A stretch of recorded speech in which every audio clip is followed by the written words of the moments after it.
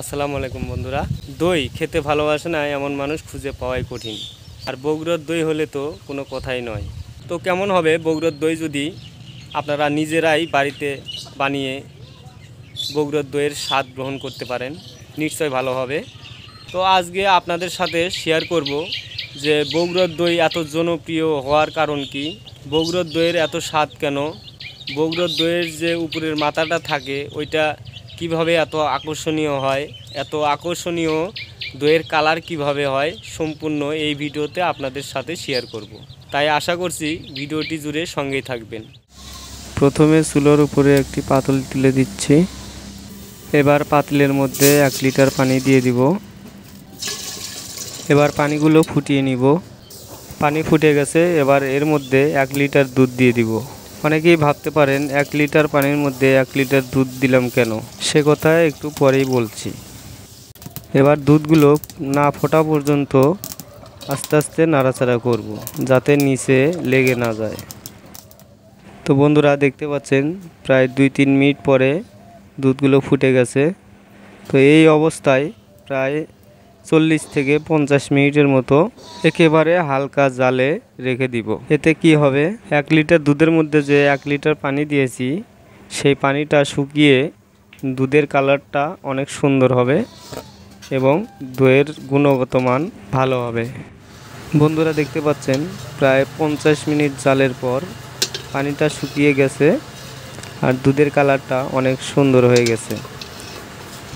বগুড়ার দই এত জনপ্রিয়তার কারণ হচ্ছে এটাই, দুধ অতিরিক্ত জাল হওয়ার কারণে দুধের কালারটাও অনেক সুন্দর হয় এবং দইয়ের স্বাদও অনেক গুণে বেড়ে যায়। এবার এর মধ্যে চিনি দিতে হবে। তো আমরা বগুড়ার দইয়ের মধ্যে 1 কেজি দুধের মধ্যে 150 থেকে 200 গ্রাম চিনি দিয়ে থাকি। তো এখানে 1 কেজি দুধ, সেই হিসেবে আমি এখানে 100 গ্রামের একটু বেশি দিয়ে দিচ্ছি। বেশি মিষ্টি দিব না, আপনারা চাইলে 200 গ্রাম পর্যন্ত চিনি ব্যবহার করতে পারেন। এবার একটু নাড়াচাড়া করে চিনিগুলো গলিয়ে নিতে হবে আর দুধ আরও একবার ফুটিয়ে নিতে হবে। দুধ আরও একবার ফুটিয়ে নিলাম। এবার এই পাতিলটা চুলার উপর থেকে নামিয়ে রাখব। দই বসানোর জন্য এরকম মাটির পাত্র নিয়েছি। এবার মাটির পাত্রটি চুলার উপরে দিয়ে 10 মিনিটের মতো গরম করে নিব। এই পাত্রটি গরম করে নিলে কি হবে জানেন, বগুড়ার দইয়ের যে উপরের মাথাটা অনেক সুন্দর হয়, এর কারণ হচ্ছে দইয়ের সরাগুলো আগুনে পুড়িয়ে নেওয়া হয়। এবার মাটির পাত্রটি গরম হয়ে গেছে। এবার এর মধ্যে দুধগুলো ঢেলে দিব।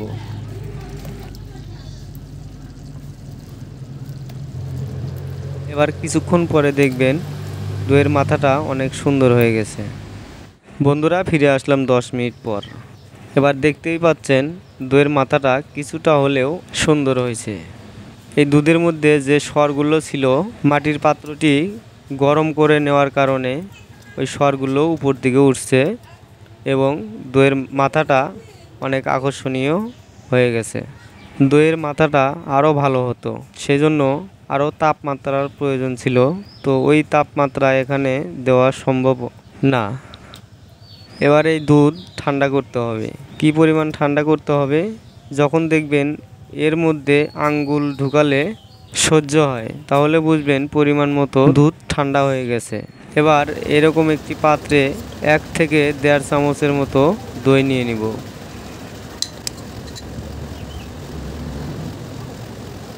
এবার এই চামচ দিয়ে ভালোভাবে এটিকে নাড়াচাড়া করব। নাড়াচাড়া করার পর দেখবেন এরকম একদম ফিনিশিং হবে।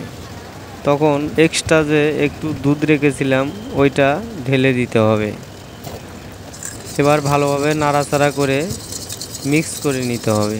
এবার যেখানে দইটা রাখবো জমানোর জন্য, সেখানে মোটা কাতা বিছিয়ে নিয়েছি আর এরকম একটি পাত্র নিয়েছি। এর উপরে দইটা রাখবো যাতে কোনোভাবে নড়াচড়া না করে এবং যাতে দইটা একদম সোজা করে রাখা যায়। এবার সাবধানে দইটা এর উপরে রেখে দিব।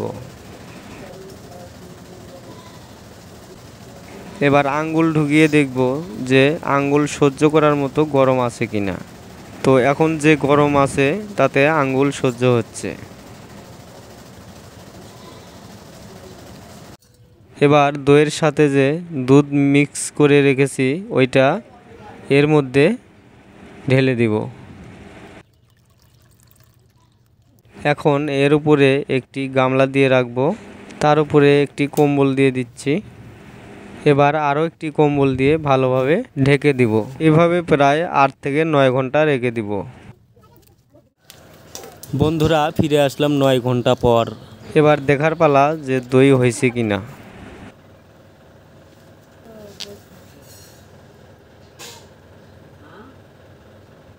তো বন্ধুরা দেখতে পাচ্ছেন দইটা কিন্তু সফলভাবেই হয়ে গেছে।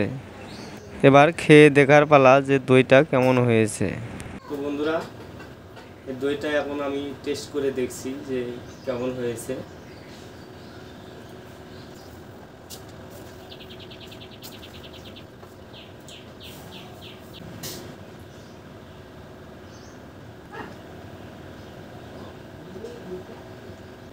খুব স্বাদ হয়েছে,